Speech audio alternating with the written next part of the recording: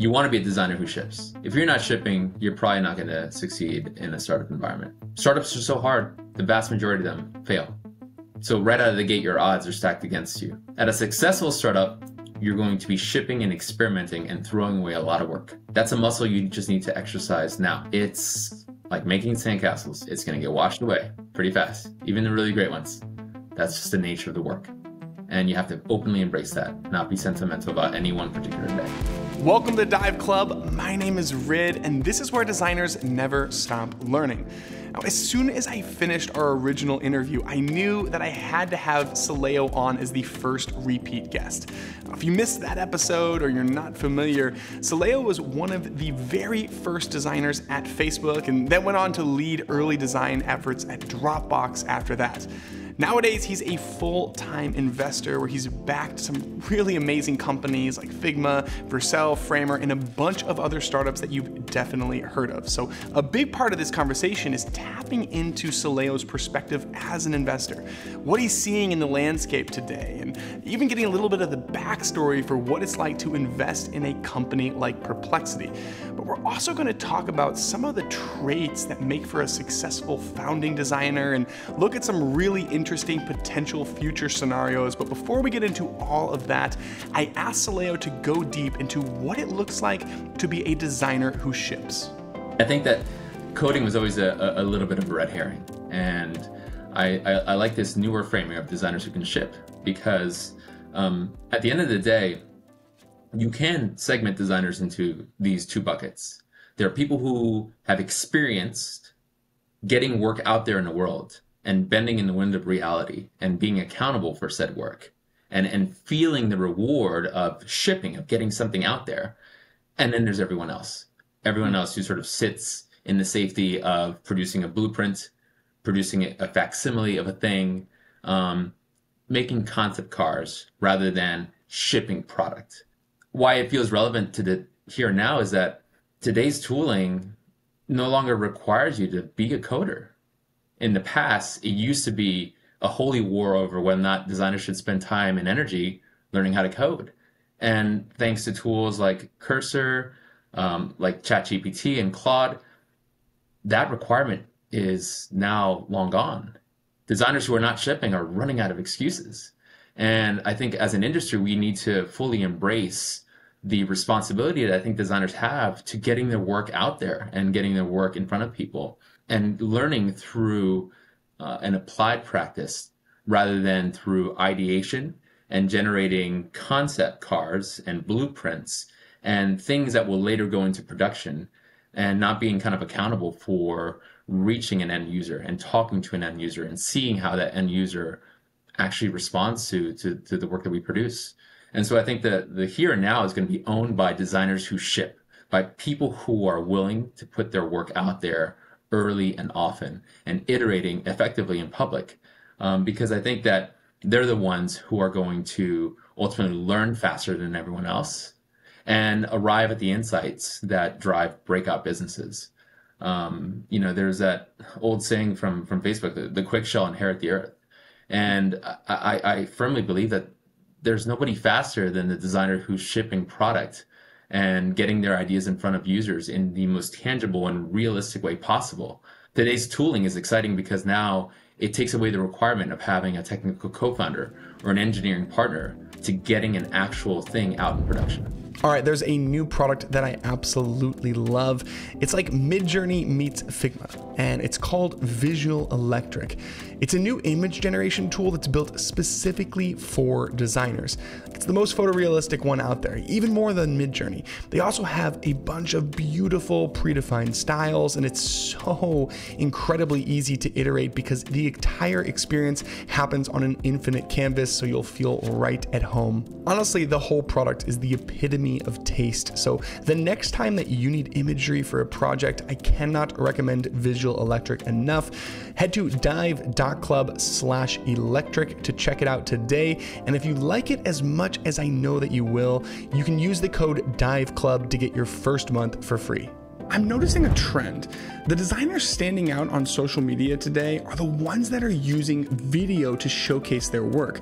That little extra bit of motion is the easiest way to make your designs feel premium. And that's why I'm such a big fan of jitter. It's like Figma, but for motion design. So you don't have to wrestle After Effects to make a killer highlight reel anymore. Jitter makes it way easier. You can import your designs with their Figma plugin, and they have beautiful templates to help you get started. If you want to give it a try, head to dive.club/jitter. That's JITTER. Okay, now on to the episode. Yeah, even as you're talking, like a couple of days ago, I was chatting with Meng Tu, who has put together this incredible video editing product. He did it in 3 months, and it's like 50,000 lines of code, and he made the thing with Claude artifacts and Cursor. And he just made it. He solved his own problem. It was 100% his own problem. He had this software stack that he's using 5 different tools and it's not quite working. He's like, you know what if I just freaking made the thing? And now it's out in the world. And it's like a cool little prototype of what it could look like to be a designer who is empowered to just make the thing. Exactly. And I think what it ends up doing for designers who have that bias for shipping is that it gives them the ability to bring forward a vision, not in the safe format of marketing collateral or visuals on tilted devices, but something that people can actually use and respond to and formulate a practical view on and even pay money for. And I think that changes the hiring dynamic for how this designer finds colleagues to work with. I think it changes the power dynamic in terms of them feeling responsible for serving customers rather than serving an idea. And I think that what we've seen thus far is going to end up being the tip of the iceberg. We're going to find that there are people in the here and now who have sort of classically been designers that produce amazing products with the help of engineers are probably going to be able to produce amazing products without having to spin up an engineering colleague, just to at least get that initial V1 intact and in place and in front of actual users and customers. I think that power dynamic is really significant, and it's only going to be available to people who are willing to actually get their ideas out there, who are willing to ship. I worry about the designer who instead focuses on craft that sits on their computer. Because that's going to be lost to folks who are willing to actually cultivate ideas and get them in front of users. For every Brian Lovin and Meng Tu that exists today, we're going to see dozens more in the coming year or two. And I just can't wait to see the kinds of projects that get out there. Okay, so then if this is the tip of the iceberg, how does this new shift impact the way that you're approaching the space as an investor? Yeah, that's a great question. I think the theme for me, even in the run-up to the election, is there's a pervasive sense of a jump ball. The future is wildly uncertain, and it's available to whoever has that slight edge over the market, over competitors. It's up for grabs. And from an investment standpoint, the thing that I'm most intrigued by are, looking at things that we've sort of treated as just load-bearing aspects of productivity and day-to-day work. Things like email, the web browser, the laptop. All these things are up for grabs right now. We may not be using web browsers to do work in the near future. We may not be using smartphones to gather information about the world around us in real time or to communicate. And so this lends itself to an environment where I think that the value creation is largely going to reside in who defines the end user experience and the form factors and ergonomics there, and how everything else kind of then has to sort of sit within that solution space. And that solution space may be defined by the Metas, and Googles, and Apples of the world, or they may very well be defined by startups, people no larger than teams of 12. And I love that there is such an open-ended dynamic to that. It does cause a lot of consternation for me, though, because you then have to formulate a view on, well, I may not know which teams will win this opportunity space, but I have to start to take active stances on things where I don't believe value will accrue over time, but instead we'll have to sort of justify its own existence in a new future paradigm. And what are the parts that used to feel really permanent and durable that may suddenly overnight no longer have the same degree of durability? That is not an easy job, but I am looking at the emerging space of tooling and the emerging space of form factors, devices, and end user experiences that could be highly disruptive to today's workflows of checking email, responding to things, manually moving information back and forth, and having a lot of productivity gated on my participation, my direct participation in it, versus a different world where I interact primarily with a core set of agents that are extraordinarily good at doing what I used to do, but potentially at scale and while I sleep. Okay, so this is reminding me of a DM that you sent me a few days ago that I'm just going to Okay. read so everyone has the context. Oh I find man. it pretty interesting. Make sure you show the screenshots. You said, usually a startup is dead if it can't move faster than the world changes. But today the world is changing faster than almost any group of people can grapple with. So how does that velocity impact the way that you look for opportunities as an investor, especially when a lot of these world changing realizations might happen on like the other side of an order of magnitude jump in the underlying technology? Yeah, that's a great question. I think part of it from an evaluation standpoint is applying a bit more diligence on rate of iteration and speed. One of the things that I felt really confident about partnering with, companies like Perplexity early on is that their ship rate was so fast. And it's one of those things that now feels like the reason why they're, doing such a tremendous job in market today is that they feel like they're shipping at a rate that's like much, much faster than companies 10, 100 times bigger than they are. And that's a cultural bias that you cannot fake or manufacture. It's a day by day thing. But I think the other piece is there has to be a set of like beliefs about where the world will end up. And that introduces a tremendous amount of strategic risk. But if there is like no kind of acknowledgement of that future or no viewpoint, if it sort of seems to be like solving for the here and now, I worry that companies will end up in the right spot because they'll be serving a market that could potentially just evaporate before their eyes. And that's where I think that, I've often put a lot of focus on competitive strategy and on thinking through where you want to end up over the long term, even in the earliest conversations when talking to entrepreneurs, because if you're just guessing at it, if you're focused on the here and now, I don't know if that's going to give you real deep insight into the future or give you the right framework for making long-term technological investments that could pay dividends down the road. And so that to me is like a prerequisite for founding, and it's a prerequisite for at least like my eager participation in working with a company. There has to be a viewpoint on where there might be a defensible territory down the road in a very amorphous landscape. You use the word defensibility, which is actually a very specific thing that I wanted to talk a little bit about, because I think if you kind of throw things on this high level, traditional economics chart, it's pretty easy to see the cost of software approaching zero in the long run. Mm-hmm. So how does that impact the way that you think about the defensibility of a startup and where potential moats might even exist, 3+ years from now? That's a great question.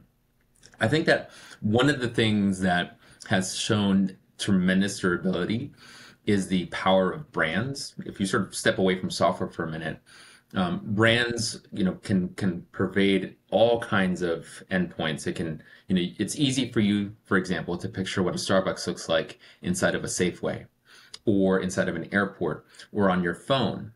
That's the power of brand. If I were to suggest to you that Starbucks was working on a hotel, like a like entry level hotel for business travelers, the picture that just appeared in your mind is a byproduct of their brand, and it's probably a very vivid picture. Totally.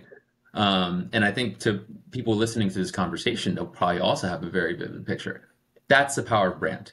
It's a set of expectations, visuals, just the way in which people interact with an entity over time and across all these different surfaces. I believe that in the future, the power of brand will be all the more important, especially if there's continuity, and especially if you are using next generation tools to manage the kernel that is the brand and how the brand presents itself across all these different mediums. Because if the brand imbues trust, and if the brand imbues a set of expectations around how one can interact with the brand and the world at large, I think that that can become a very deep moat for the form factors that are trivial to copy. Anybody can make coffee, right? It's not hard to make coffee.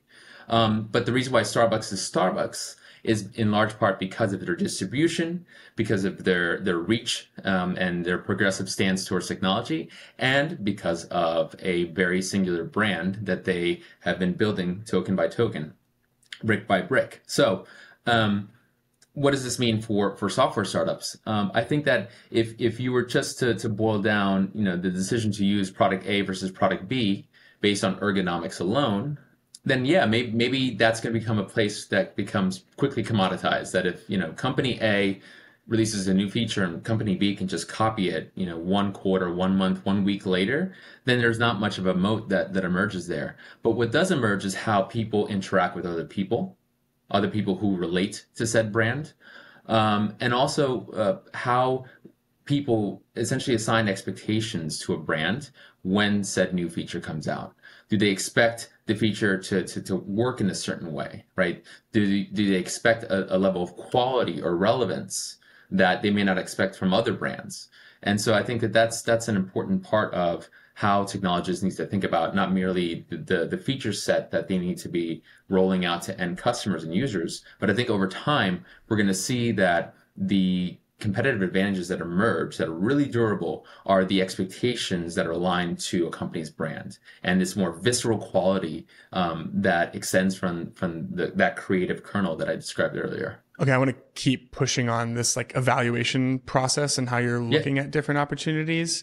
Yeah. So something that you were talking about is where maybe a little bit more in the past you're able to look at traction and extrapolating how someone is performing in the current world. Whereas today, that traction might exist in an old world paradigm and can be completely meaningless in the long run.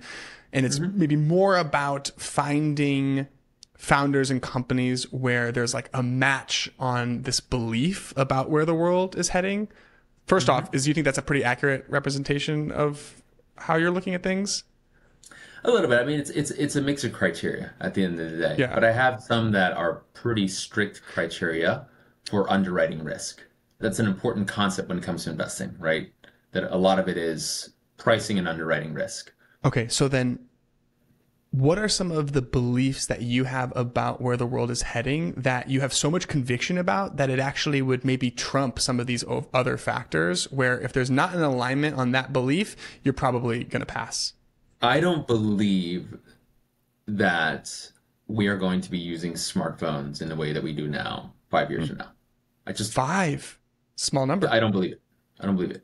I could be wrong timing wise. I could be way too early, but I am convinced that in 5 years' time, the form factor of glasses will be dramatically disruptive to smartphones, just because of the simple convenience of layering information over your eyes and having it understand the world around you. It can range from something as simple as knowing what time it is at all times without having to look at my watch, but also just the utility of being able to layer information on everything that you're seeing and doing as it's being done.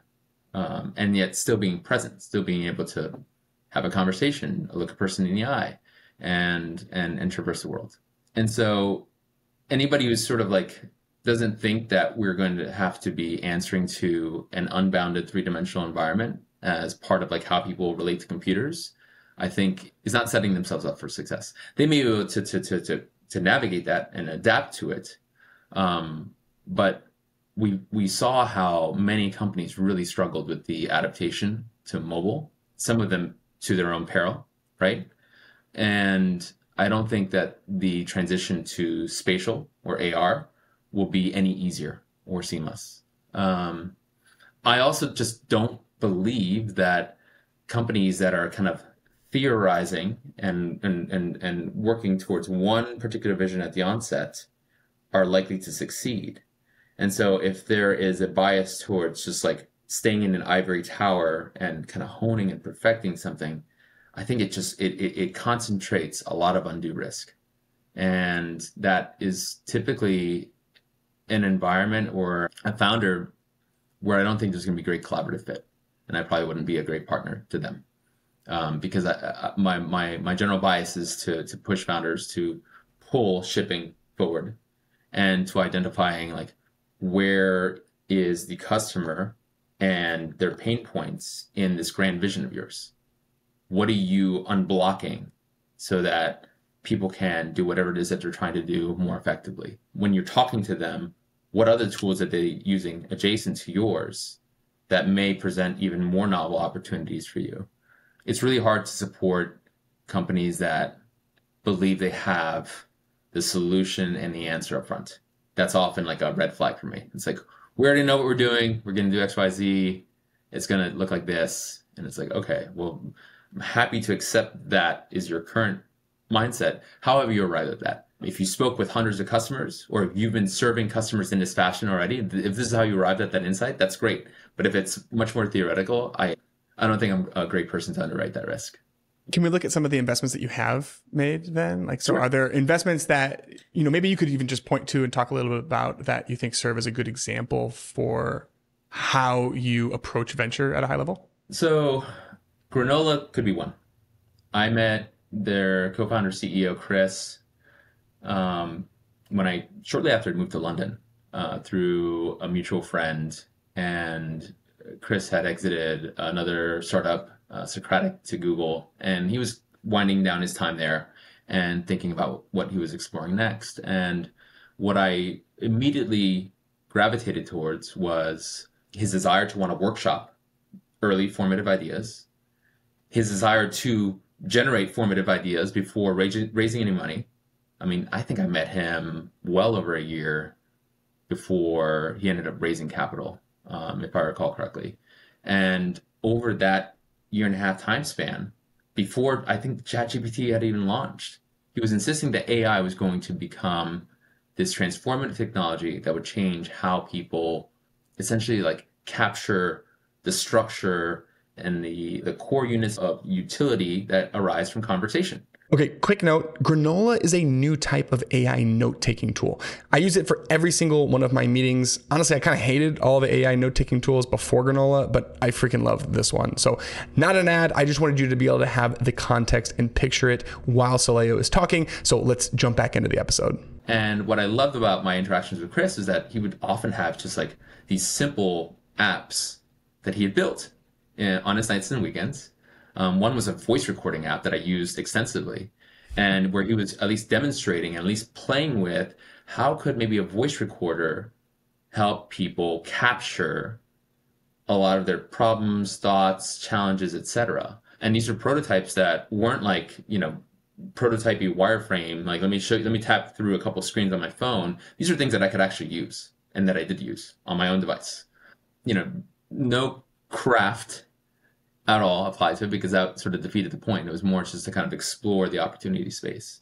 And so it felt like we were able to get lots of reps in collaboratively, build trust around a common vision, and just sort of support him along the way so that when it came time for him to raise his financing round, I felt like I could be a like pound the table advocate for him with any investors I provided introductions to. I had enough, reps to get a sense of like how he would approach navigating the idea maze with the team. And the timing was great. We were seeing this inflection point post GPT of like, wow, those same transcripts, that same tool, that prototype that you built earlier could be magically much more useful now in tandem with large language models. There's something here to this. And my view on it with Granola is, if you look at how business is conducted today, most business is conducted by humans talking to each other.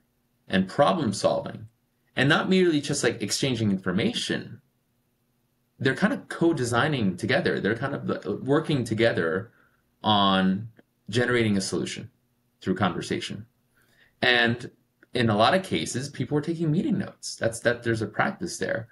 And what I loved about granola as a concept, as an area, is, well, if you're the best tool for capturing the kernel of that conversation, the structure of that conversation, that's a really useful artifact, not only for everybody who participated in that conversation to understand what was exchanged, but then for everybody 1 degree away from that conversation, people who are downstream of that conversation, to then be able to essentially be able to latch onto it and participate in it and understand what are the action items that affect them. Take that one step further now. In an agentic world, a lot of those action items can be acted upon by virtual collaborators as much as human collaborators. And so does this start to take the shape of a next generation dashboard for work to be done, right? When you look at projects or collaborations or, a service provider and a client, that initial conversation is like the seed of a relationship, right? And those conversations create the structure of what that relationship will entail, right? Not as like a matter of record, but as a matter of like, what are we doing next, right? To create mutual value. And I think that's a really powerful place to own and explore the front end. And, they're just great product makers. They understand the fit and finish required to bring a V1 to market that can at least like capture the possibility space there. And I'm really excited to sort of see how they evolve beyond that. And so that was an easy investment to underwrite because of the combination of like craftsmanship, like good taste, but more importantly, that bias for prototyping and actively exploring an opportunity space and not presuming that V1, V2, V4 internally was going to be the right form factor. That to me is a pretty good case study for the way I like to practice venture. It's cool because I actually was talking with Sam, the other co-founder, a little bit before this. And I was kind of asking for his perspective. I'm like, why do you think this worked with Soleio? And he specifically talked about how, especially like early founders or first time founders, you have this fear of like, I don't want to put this in front of someone like Soleio until it's ready. And he was like, no, I think actually the thing that worked is that we started early, and what sold him was the like speed of iteration and figuring it out. So it's cool to actually hear you validate that from the other side of the table. Yeah, and it's true. It's one of those things where like all these breakout startups will attribute their success to a degree of fearlessness, of like being willing to put stuff out there. And as I like to say, I've spent enough time in the kitchen to know when something's half baked and when it's still batter. I've eaten enough batter that's probably bad for me. When you are looking for investors, you want investors that love recipes and batter. And that can tell the difference. They're not going to judge you for not having even put an idea into the oven yet. Is there another example of an investment that you could point to, and we could go a little bit deeper on, that maybe got you to the point where you were excited to partner with them, not necessarily because of the like speed of shipping, but maybe even just about the initial high level concept or belief about where the future was going, or some kind of a more of like a pitch that was compelling about some kind of like an insight that they figured out about the world? Perplexity comes to mind, right? Because on paper, you wouldn't look at a startup that was gunning for Google and think, oh, this is going to go great. Genius. As far as like incumbents are concerned, as formidable as they come, right? But what struck me about Perplexity, and it was reminiscent of early Figma, is that the like rationale, the like back of the envelope diagram of like why this could work was like, yeah, if I just assume these things to be true, this could be hyper competitive. And so they kind of boil down to the following. The first is, the timing of LLMs, right? LLMs are a new foundational technology. They are expensive and slow today. They will be cheaper and faster tomorrow. And there will be multiple providers all kind of driving down the cost of the model. Two, they don't reflect the here and now, what happened today. 5 minutes ago, a second ago. The incumbents today are now very mature. We've been living with, the 10 blue links for a long time. In practice, we've become really acclimated to having to like click through to find the answer. And so that hidden extra step has been just staring us in the face for a long time. It's like an extra door in the hallway that we just sort of forgot is there because we've gotten so used to it. Remove the door and all of a sudden you're like, oh yeah, why wasn't it always like this? And the fundamental reason is because it's at odds with the entire business model, right? That's the crux of why this is such a lucrative business. And so if you attack an incumbent along a vector that's really uncomfortable, it sort of challenges a core business model or assumption set or philosophy of the business, and you're right, it's really hard for the incumbent to fight back because they're not just fighting you, they're fighting themselves. They're eating their own leg. And I remember this as a Facebook designer when Snap launched.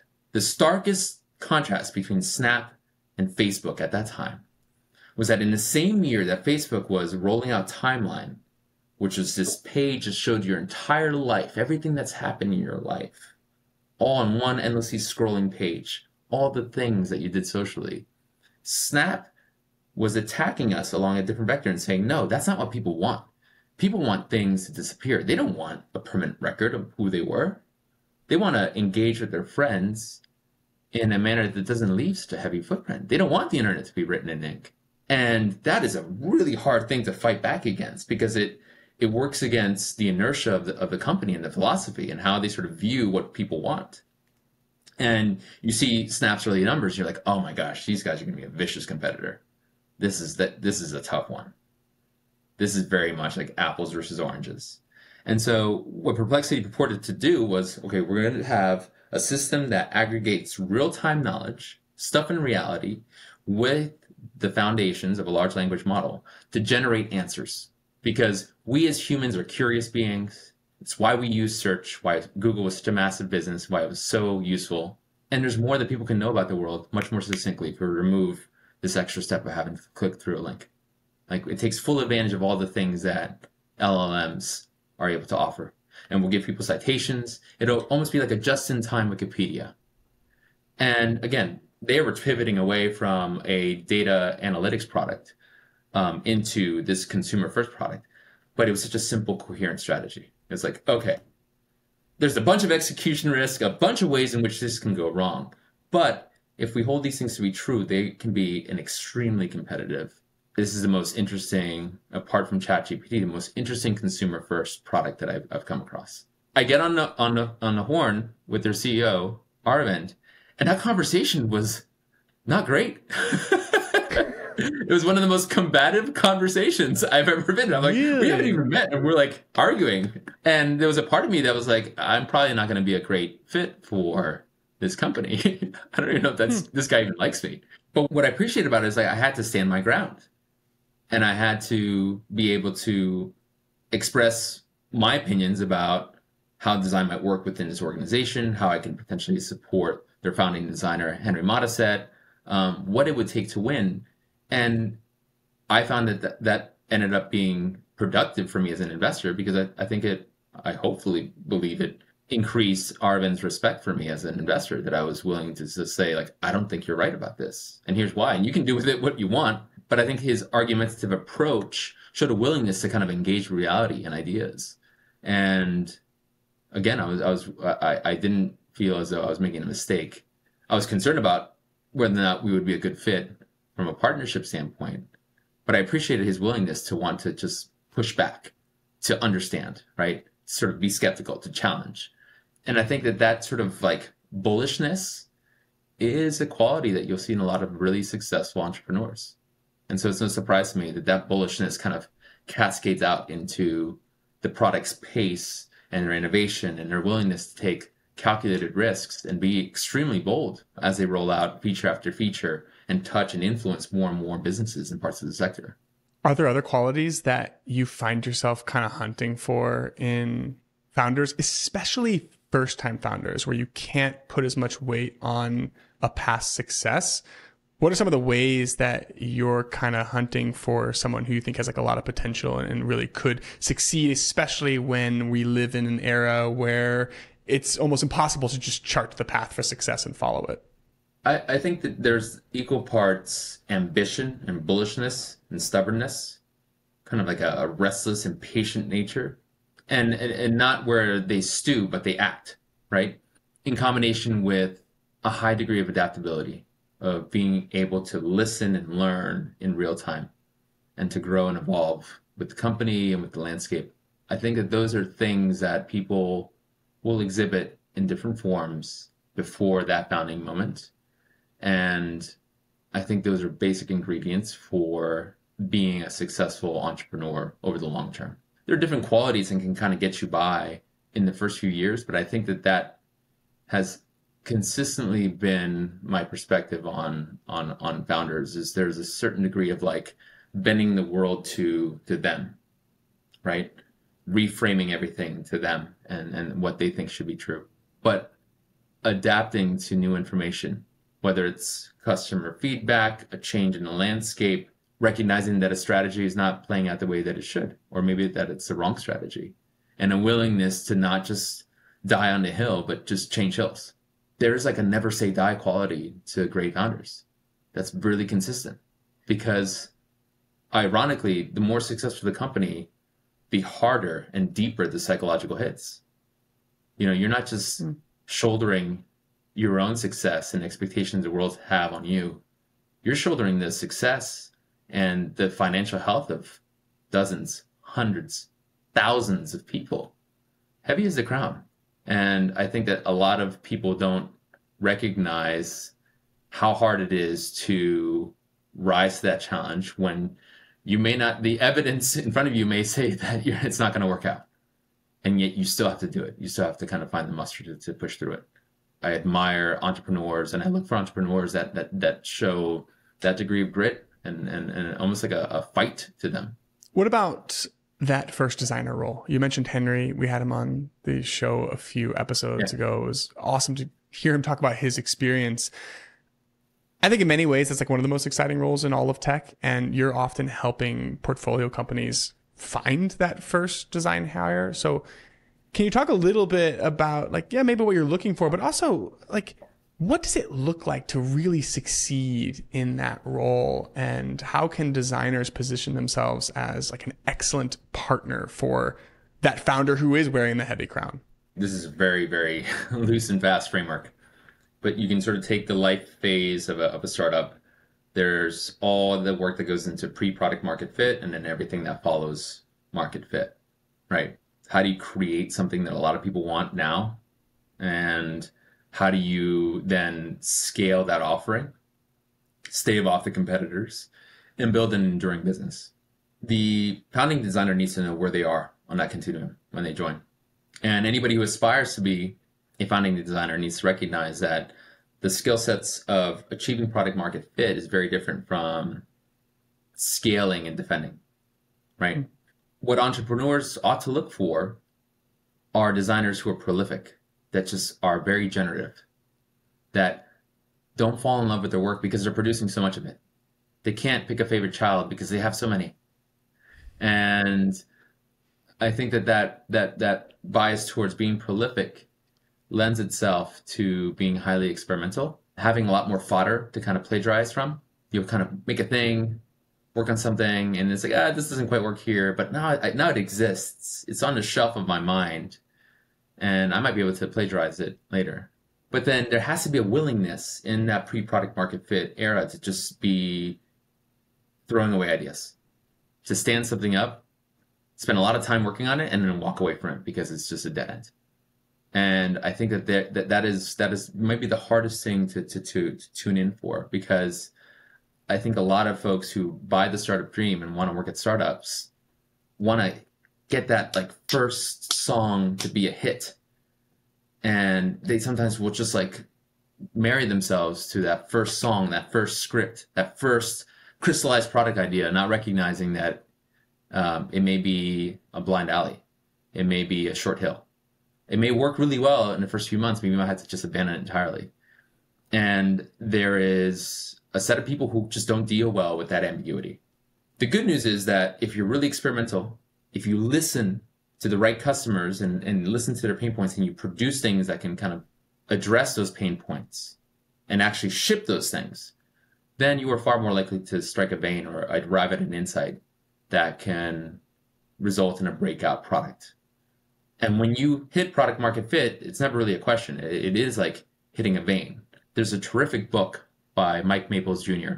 called Pattern Breakers that if I can airdrop it into the desks of every aspiring entrepreneur or designer who fancies starting a company one day, it would be that book.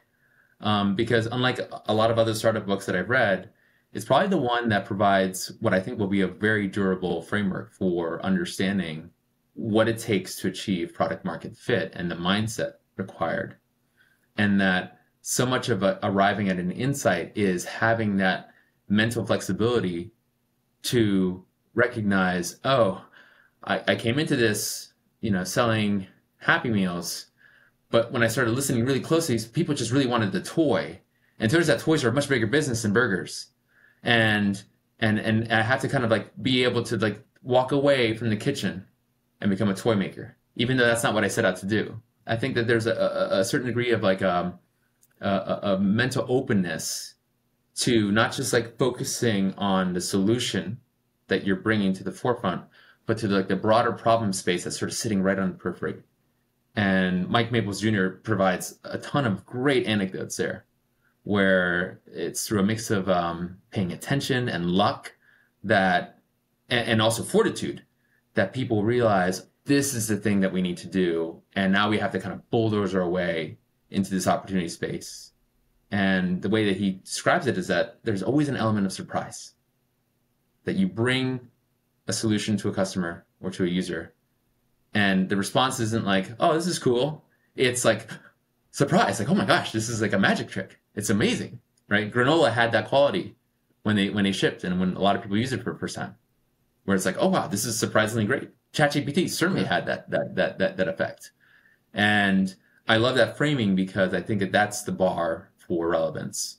And that's where product market fit lies, not with the like more generic solutions that I think startups can sometimes fall prey to, where it's like you end up making something. Yeah, it's like I made you some pretzels, you ate them, they were fine, they filled your tummy, but it wasn't like it didn't sort of punch through the noise and introduce something fundamentally new to the world.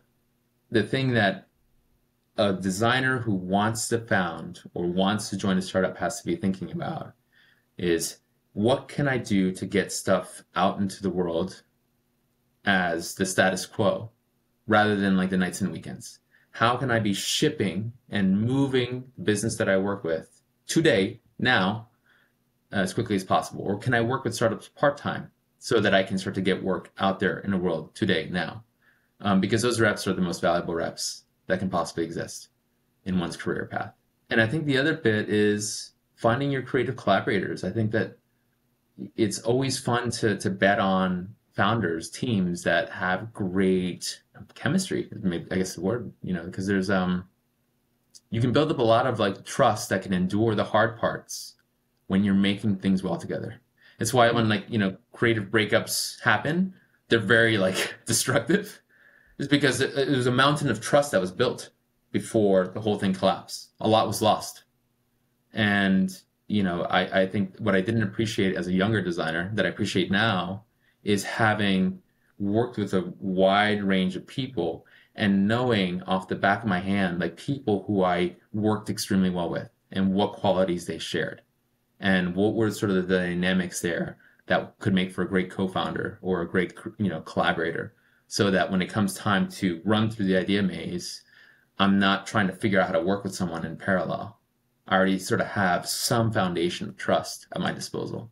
Yeah, it's definitely a trend that I've noticed in conversations with startups is this recognition of like, we don't know what this is going to be yet. We are just committing to like pushing ahead into the future and figuring out what all this new technology means and trying to find the right lane forward. And it even kind of ties to, you use the word periphery, which I thought was really interesting. And like the McDonald's Happy Meal is still kind of like bouncing around in my brain a little bit, because it's like what exists in the periphery might not even exist in this slice of time. It might be the ability to zoom out, identify the opportunity, the real user need that might just be on like the other end of that next jump in the technology. And I feel like I just keep coming back to that variable that feels more present than almost at any other time, where like we all are kind of aligned on like where this is headed, but in many ways we're not quite there yet. And so how do you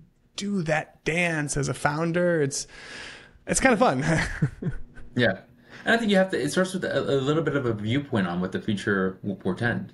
I'm going to steal it flat out from again, Pattern Breakers. Mike Maples Jr. talks about like founders living in the future. They may or may not be right, but in many respects, they're trying to pull the universe, the whole world towards that future. In the future, people will get into the cars with strangers, and they'll pay those strangers to transport them from point A to point B. And so they're trying to figure out how do we like instantiate this and have early customers and believers on both sides of the market recognize that this is safe and viable as a form of work. I personally think, we're entering a future where most of our collaboration today is with people. I wonder if it'll be a very isolating future where most of our collaboration is disintermediated by agents, right? Going out and doing the work that we want to do. And that begs the question twofold. Like, what does it mean to be more isolated in this future world, right? Does this mean that I can be a principal designer across multiple startups rather than one? Does it mean that I need to find community outside of work, even though I live in a city? And does it mean that there are fewer, narrower economic opportunities in technology or knowledge work than previously? These are important questions to be asking and to at least have a viewpoint on, because that's the future that you need to be building towards, and in some respects pulling the world towards, and identifying early customers who can support that worldview. So that to me is one of the things that I think is easy to overlook, is that we do have a degree of agency, right, through technology to put forward products that pull people towards a different way of operating in the world, and in having an explanation for the second order knockoff effects. So if you're a designer that can service numerous startups at once, if you can be the de facto principal designer across, like, say, 5-10 startups, how does that change the nature of equity? How does that change the kinds of hiring opportunities that exist at early stage startups, right? Am I competing with one well-regarded designer who can service 10 startups at once? I mean, that seems like a bizarre way to think about it, but it's not outside the realm of possibility that tight little design agencies can unbundle a lot of these early startup roles. We talked about tooling, and it feels clear that designers who can ship not only will have a bigger impact, but like maybe will be operating at a level of scale that's almost unthinkable right now. Mm-hmm. Mm-hmm. If you play that out even more, like, how do you think it changes the way that software teams are structured? Maybe also like how they operate, and just like generally like what it looks like to create software in a commercial environment in the future. Like, what are some of the ideas that you're kind of wrestling with on that topic right now? I'm really intrigued with how systems self-improve and how products self-improve, and what are the regimes that kind of support a training advantage or data advantage in doing so. It feels to me like we're entering a world where we're introducing like spell check to software. And, software is going to be able to just say, like, this is bad, here's how to fix it. And you go, oh, yeah, that's bad, fix it, right? And then you'll flip a switch and maybe it'll just automatically start to fix it. But that's more like optimizing what exists. I keep wondering about, well, what do we hire software teams to do? It's usually to execute on a strategy. And so how do we formulate a strategy and then execute it? Those are two separate questions. They're related. It's not like they're compartmentalized. But I fancy the idea of, if software could start to self-correct, maybe it could start to suggest where to advance next. Like, where might there be larger opportunities to drive business metrics forward, or to completely rehash onboarding, engagement, product architecture. And this has classically been the purview of a full-time software designer or an engineer or a team of software makers. But if the way in which that team would kind of go to execs or to management and say, here's what we think we should do next, we're going to have a product review and discuss it.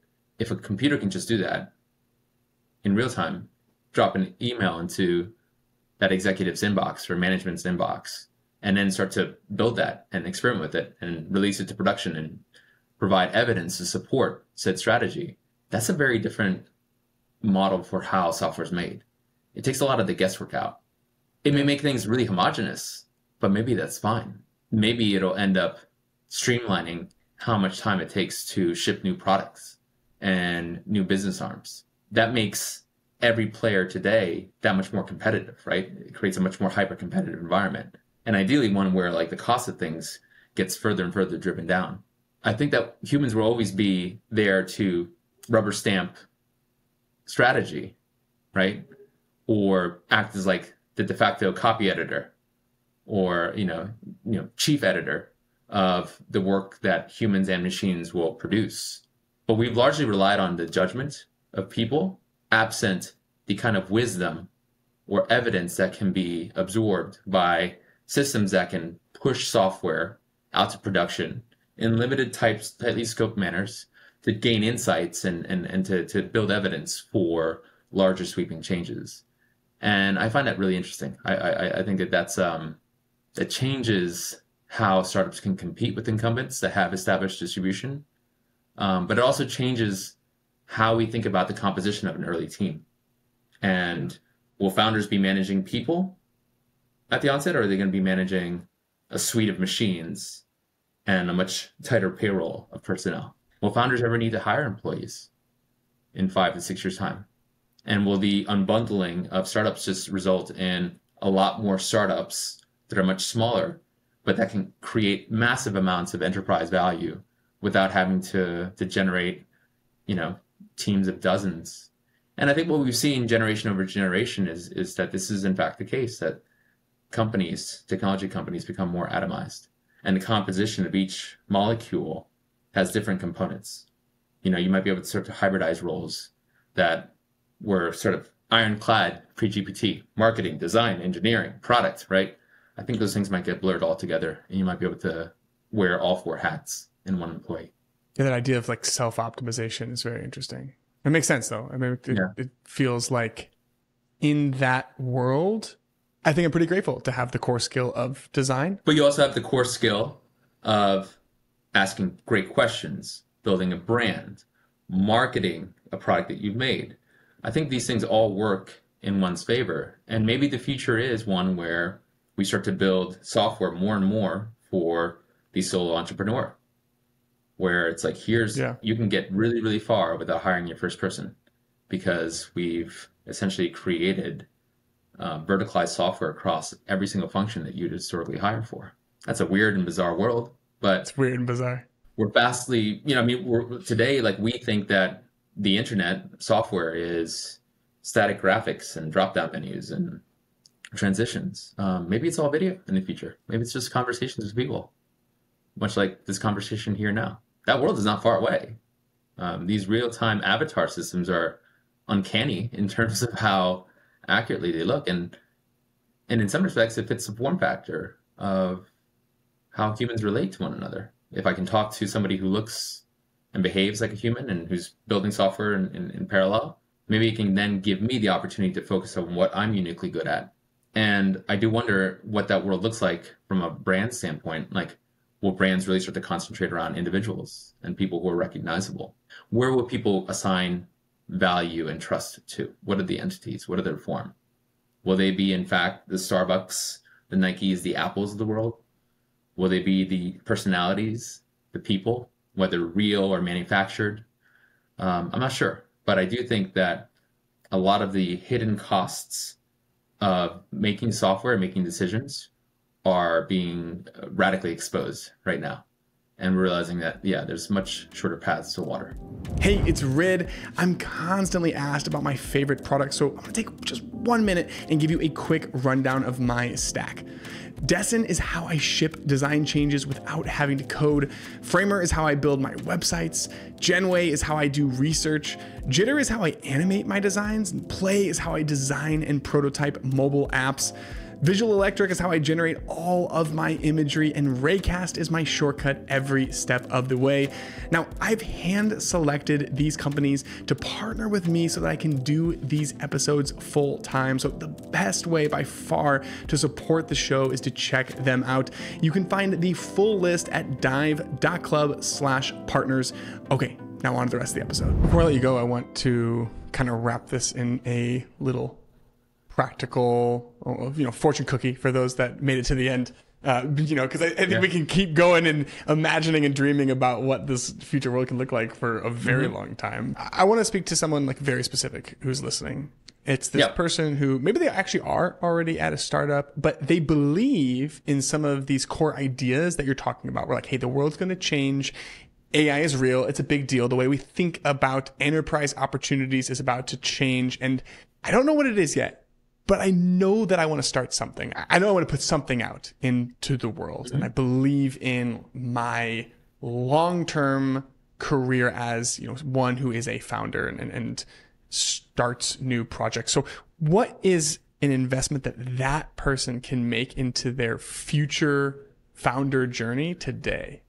That person should work closely with the startup at its infancy. They should work with a founder who respects what they're great at, who has a view on what they might be able to grow into, and that is aligned with what they want to grow into. Reading about startups, hanging out with startups, those things are not the same as working at a startup and working with the founder and formulating a view directly. You and I could not hang out at a skate park long enough to just suddenly get on a board and learn how to skate. At some point, you gotta get on it, right? And the longer you delay that, the more you're pushing that knowledge out into the future. That said, you want to be prepared for that transition. The way to prepare is to understand that startups live and die according to how quickly they can iterate and ship products. You want to be a designer who ships. If you're not shipping, you're probably not going to succeed in a startup environment. It'll be a really hard transition to make. And it'll be really hard to find a role where you'll be set up for any measure of success. Startups are so hard, the vast majority of them fail. So right out of the gate, your odds are stacked against you. You're not servicing yourself by joining a startup that fails and that doesn't have you work in a way that you would work at a successful startup. At a successful startup, you're going to be shipping and experimenting and throwing away a lot of work. And that's a muscle you just need to exercise now. That you're in the business of software, it's like making sandcastles. It's going to get washed away pretty fast, even the really great ones. That's fine. That's just the nature of the work. And you have to openly embrace that, not be sentimental about any one particular day. And then lastly, I've always believed, this is a personal philosophy, it's easy to be the best at something if you're amongst the first. Look to what's emerging, where there are few players. What's amazing about joining a movement early on or having a view on what's new is that it's easy to meet everybody who is good in that new space, right? In the next year, there's going to be a set of founders who try on the Orion headsets over at Meta, and they'll think, yep, this is the way the world's going to go. No question about it. I don't know how many years it's going to take, but this is the way it's going to go. That's a finite number of people, and some of those people are going to dedicate years of their lives to exploring that opportunity space. And I think sometimes tremendous success can arise from joining these things that are new because nobody has a head start. No one. That's the thing I always love about, software design for me. One of the most formative experiences of my life was working at a communications office in high school. And I had one boss. We were a team of two. He was a poet turned desktop publisher. And he taught me how to use Quark Express, how to use it properly. And the pivotal moment for me personally was when he pointed out that the team at Time Magazine, a magazine I subscribed to, used the same tool that I was using. And they had probably been using it for just a couple of years too. And that really landed in a profound way. He was like, nobody has a head start on this. No one. They might have a lot of like prior knowledge that they're going to shoehorn into this new medium, but they don't really have a head start on you. The tools have largely like solved a lot of these things for them. And I've carried that insight with me my entire career. So look for what's new and emerging, because nobody will have a head start. And you can be amongst the few that write the playbook. I think that's just about as inspiring of an ending note that I could possibly concoct. So that was awesome. Thank you, Soleio, for taking the time and coming on. You are also you're one of the first. You may not realize the degree to which you can meaningfully move the state of design forward by talking to folks like Henry, who are at the bleeding edge, giving them voice and making the work that they do that much more tangible. Yeah. Because I don't know about you, but growing up, you'd see amazing stuff exist, and they were made by people, God knows where, and you don't know how they even got their first step. I remember finding a book on like how video games were made at the library, and I think I like read that book like 50 times because it was like, it's like, oh my gosh, so this is where they live, and these are their names, and these are people that exist in the world today, and I wish there's a way to like reach out to them and like hear what they think and how do they get to do what they do. I want to make video games.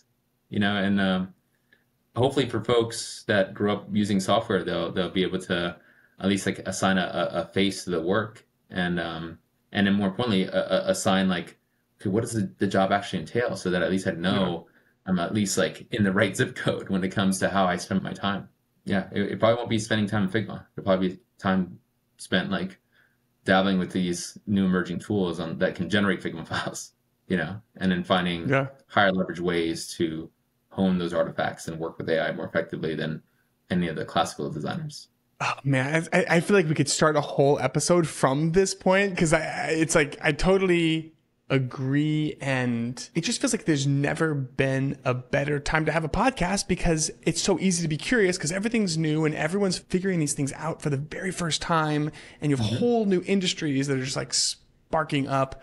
I think I'm going to save that for the third episode. We'll just commit now to we'll bring you back on for the third episode. And by the time we talk again, I'm sure that the whole world is going to change yet again, speaking to this reality. On like what changes in the near term. Because it'll be pretty fun. Thank you for, as always, the opportunity, man. It's I really enjoyed chatting. Thanks for coming on. Hey, it's Rid. Don't forget, if you want to go even deeper, each week I send an email out to over 10,000 designers with bonus resources and key takeaways from these conversations. So head to dive.club/email to sign up. Okay, I'll see you next week.